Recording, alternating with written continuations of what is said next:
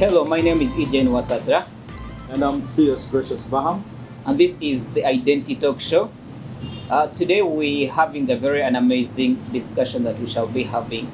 Uganda, we have one of the youngest populations, I think, in the world, and our median age being 16 years is very really complicated. That means we have to emphasize on how well our youth are being brought up, especially when it comes to leadership, because we believe that as generations go on and on, the young people are definitely the ones who have to be indulging in issues concerning policy making and businesses, the economy. So it's really very much important for us to engage these young people into leadership and how to take charge of their countries and their economies and policy making. So there is no any other person to have on such a topic or such a conversation, someone whose name can never miss when you talk about leadership, especially in grooming the youth and the young people within our country and the continent at large when it comes to issues concerning leadership and how to manage our communities and societies. This is a very amazing person who has been in different forums and different programs. He was recognized by President Barack Obama because of his amazing work that he's doing in the region, in Kigali, Rwanda, Nairobi, Kenya, Uganda, Kampala, and in the entire Africa. So his work can never really miss an eye for the media and cannot go unnoticed. So he's really a person that we cannot miss to bring on such conversations that really guide our societies and communities and groom them into better people and better citizens of the country. He has founded an organization called LeadMinds Africa. The name speaks for itself, LeadMinds Africa, taking the charge when it comes to leadership, has shaped the leadership curriculum that is helping young people to groom. Leadership is everything. Families need leadership. Running the country needs leadership. Business needs leadership. So there's nothing you can do without leadership. So this person is doing his best to make a change in the countries that we would love to see as we grow up. He's part of the McCain Institute, so he's a global leader. I'm super excited to have you. Welcome on the show, Enoch Nkulanga. Thank you very much for having me today.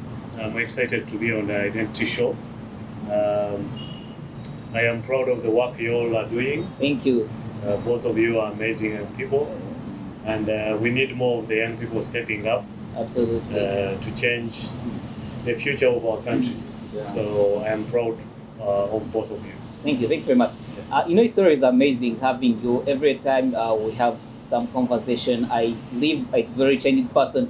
And I believe everyone that is going to be watching this episode is going to really need a book and a pen to note down some of the learning tips that we shall be sharing and making wisdom go viral. So I'm very curious, Enoch. What is that story behind the fact that you came up and said, I believe leadership has got to be a pivot or that turning point with which our communities can be built to have better citizens and better leaders in these societies all over the continent as young people? What was that thing, that story that triggered you, that opened your eyes, what? I have to spearhead the thing of developing and building young leaders. That's a very important question. First of all, Africa is the youngest continent. True. More than 350 million young people are below the age of 35. Yeah. By 2050, Africa will add more than 350 million young people to the working force. Oh, wow.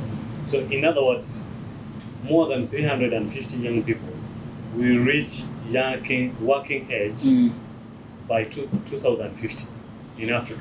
That's amazing. That's amazing. Yeah.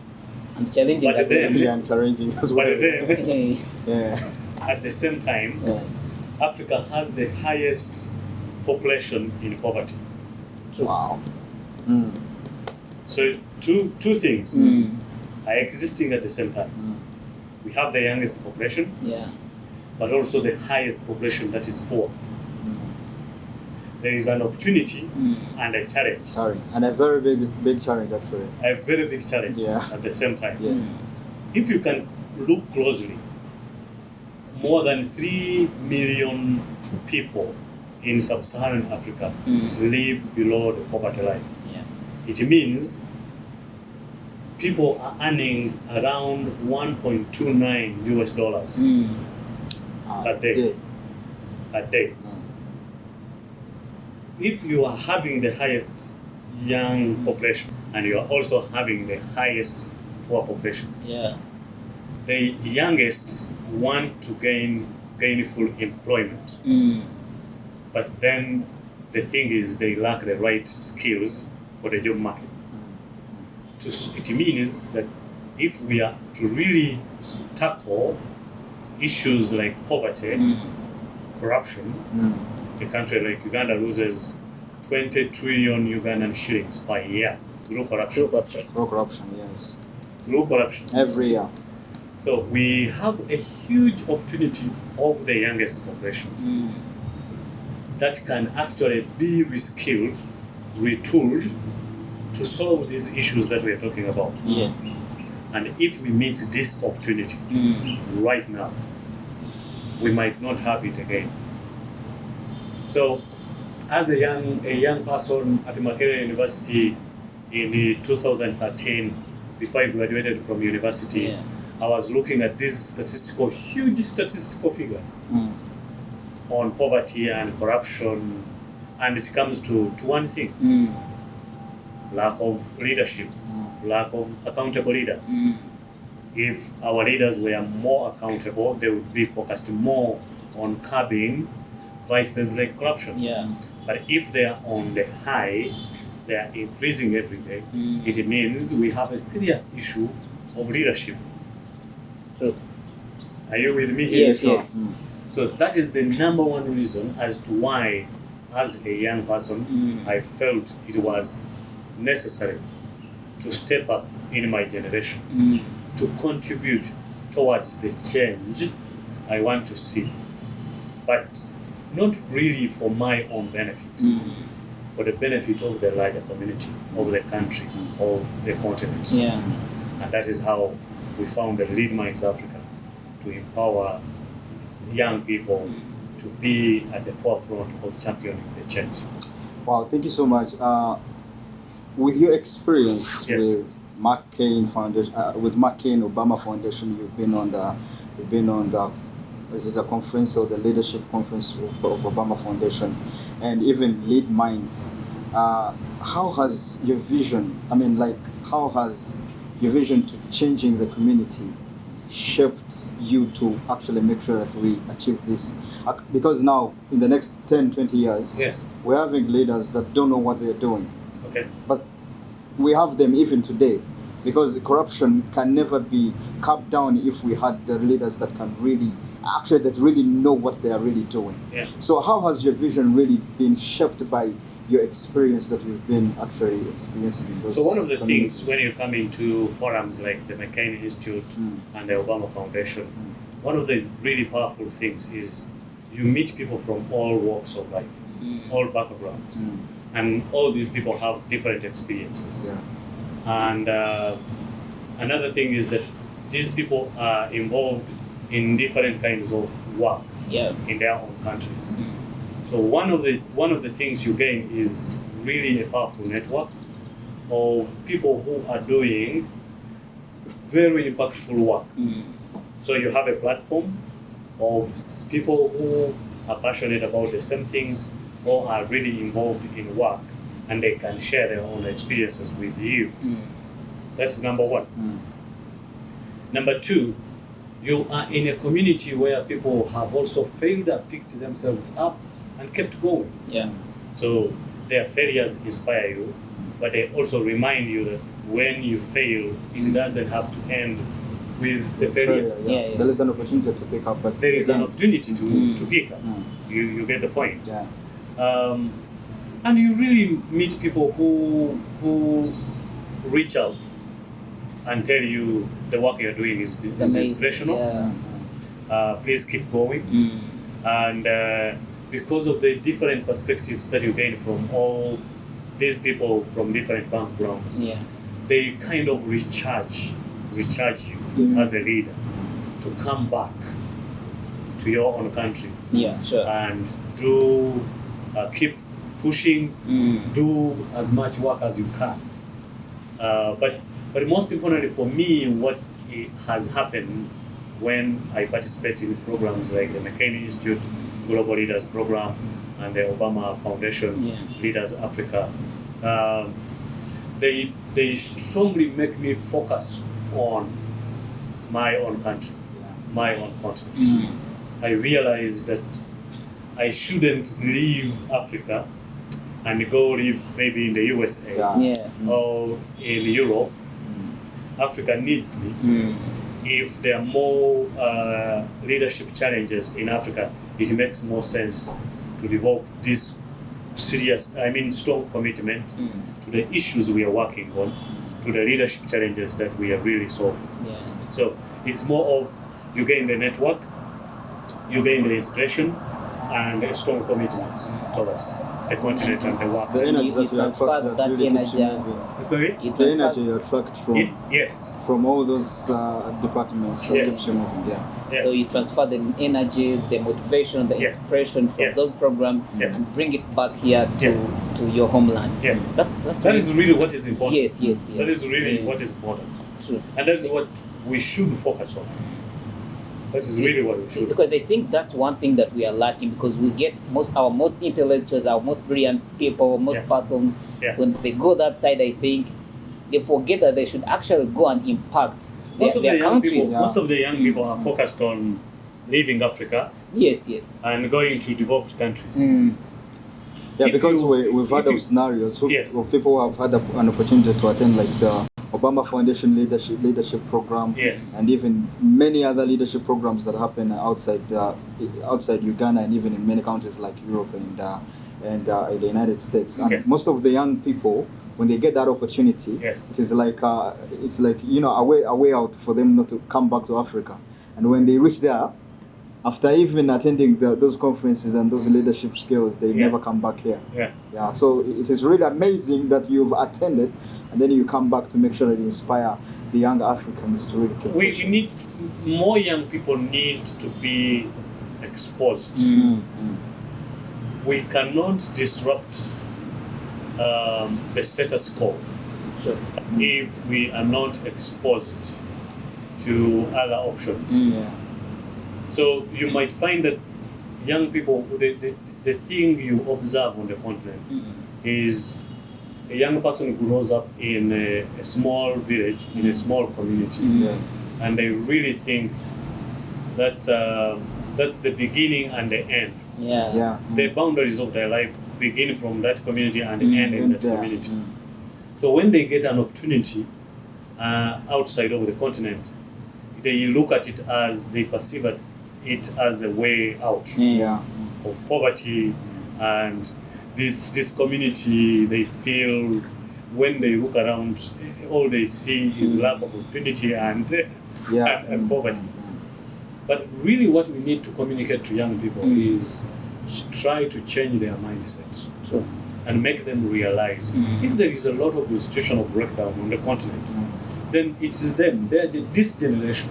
It's upon this new generation, what I would call the fourth generation of African leaders, to really change the trajectory of the continent. Not to seek an easy way out of doing the hard things, the hard work of changing the trajectory of our continent. So it's more of exposure and making young people realize that this continent has a lot of opportunities for them. I think we also need really people like you who come and really try to show us the power that are within ourselves.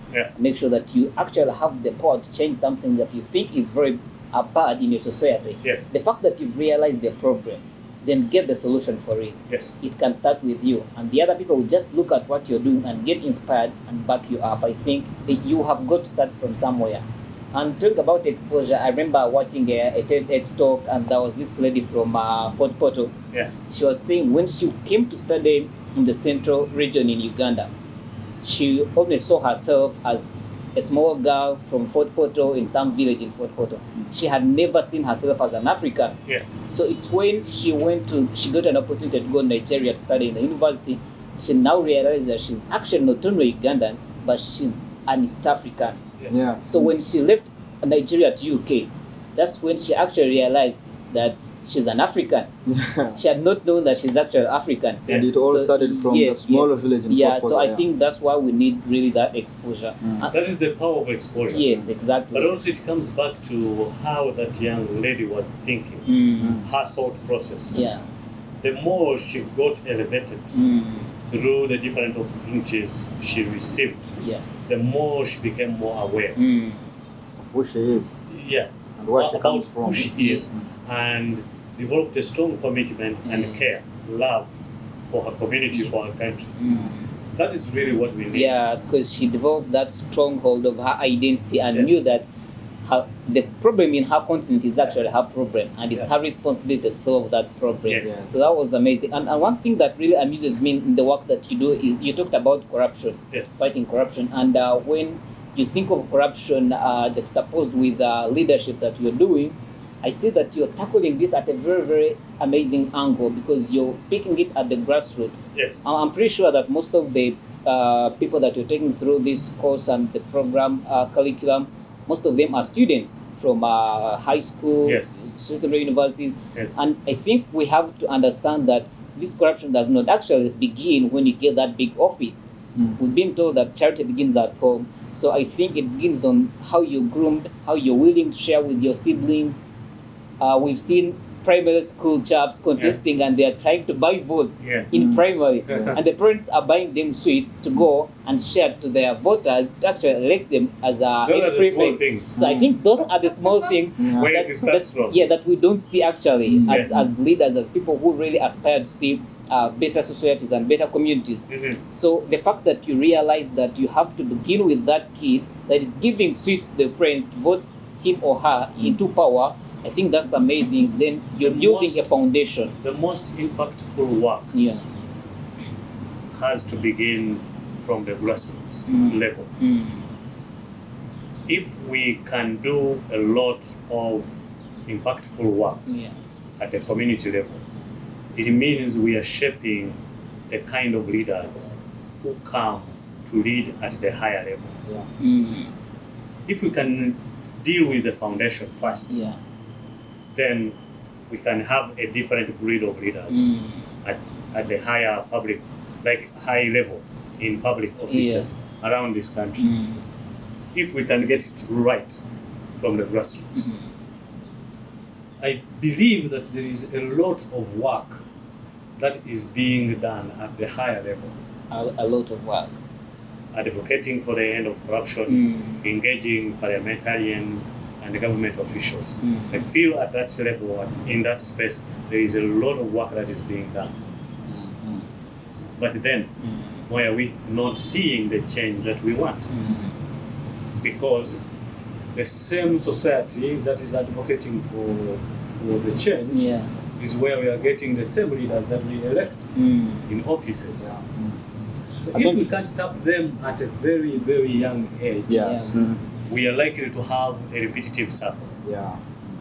That's why, as LeadMinds Africa, we really have a strong focus on imparting leadership values, values of integrity, values of like character values, developing principles, a strong commitment to I can't take a bribe.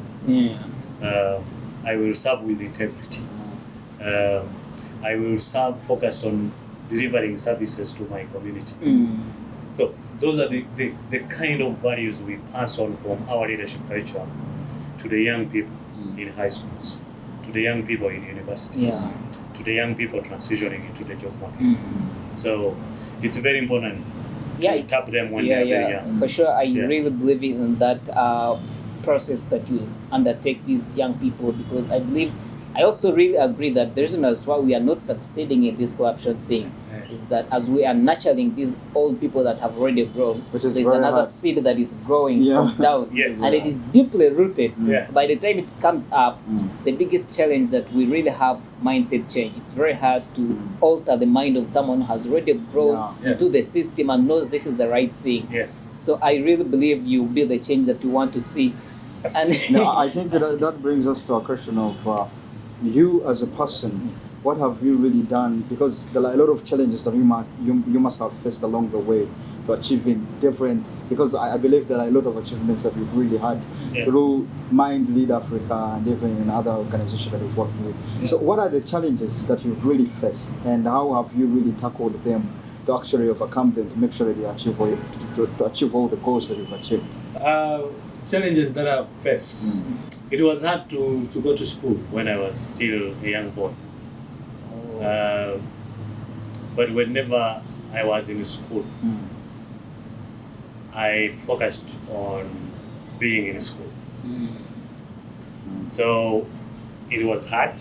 For instance, one of the things is, our home wasn't close to the school. So I had to travel a long distance.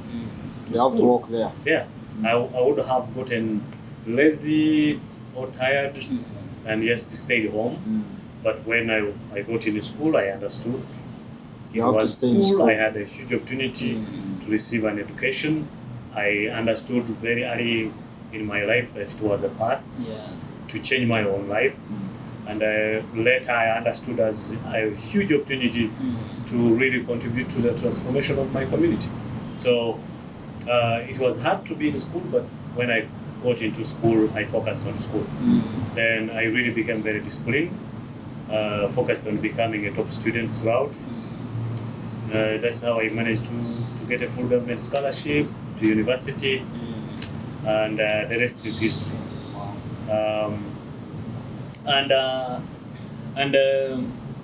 If you're a leader, there is no way you are not going to lead. I mean, there is no way you are going to lead without challenges. So yes, I have, as a country director for an international organization, there were lots of challenges. Managing a team, making sure that the organization runs on a daily basis. So that comes with the leadership. But every day you have to develop a new commitment on how, new commitment, new practices, new systems on how to navigate those kind of challenges. As an entrepreneur, that it is not easy. Of course, it is not easy. The journey is never easy. It is not easy. But do you give up? No. Do you develop every day? Are you supposed to find new ways to navigate the challenges you face? Yes, 100%. And I would really say to all the young people, if you have amazing ideas, you need to start developing a strong commitment and resilient system, because the journey is not going to be easy, but it is worth it. It's worth starting. Amazing. I was reading a quote from Simon Sinek, and he says that dream big, start small, but at any cost, start. I think we are running out of time, and when we are to have this conversation, we can even talk for the whole day, because I feel like it is burning in the inside to make sure that every young person out there is really trying his level best to make sure that he achieves something in his life. Because as a leader, because we are all leaders in one or another, through business, through government agencies, through anything. We have to have really leadership that sometimes people forget is self-leadership. It is the most important. Sure. For instance, when you woke up, no one told you to choose the clothes you are putting on. So start with yourself, then let that grow to impact others. Sure. Thank you for tuning in. It's Identity Talk with EJ and Theos Gracious Balm, and I think we're going to be closing today's show from here. Maybe if we get a chance, we can have you more, because I believe that there is a lot of knowledge that you have to share to the young people out there, and they really need it to make sure that they come out to be great leaders. Thank you for tuning in, and don't forget that this show is always live on BETV every Sunday, 7:30 p.m. We are also on our social media platforms. You're on YouTube, the Identity Talk with EJ. We also have our shows aired every Monday morning, where you can also continue the conversation through our different channels. YouTube at Identity Talk with EJ. Go to Twitter, Identity Talk, Instagram, Identity Talk. Engage us and tell us what you've learned from this